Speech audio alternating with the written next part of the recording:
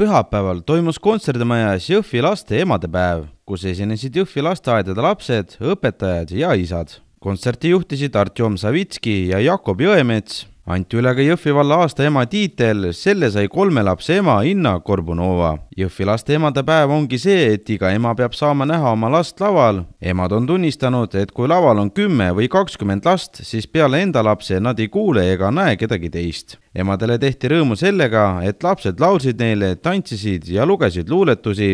Emadele rõõmuks laulis Artjom Savitski ja tantsisid ka isad. See ongi Jõhvi laste emade päev.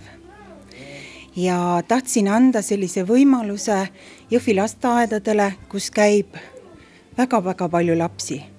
Ja kui Jõhvi koolid on saanud siin laval oma pidusid korraldada, siis ma mõtlesin, et miks mitte ka lasteaiad ja anda lastele suure lava kogemust, aga kõige tähtsam eesmärk on tänada kõiki emasid sellel ilusal päeval, selle eest, et nad olemas on ja selle eest, et meil on nii palju armsaid lapsi. Palju lapsi on laval? Laval on lapsi 235.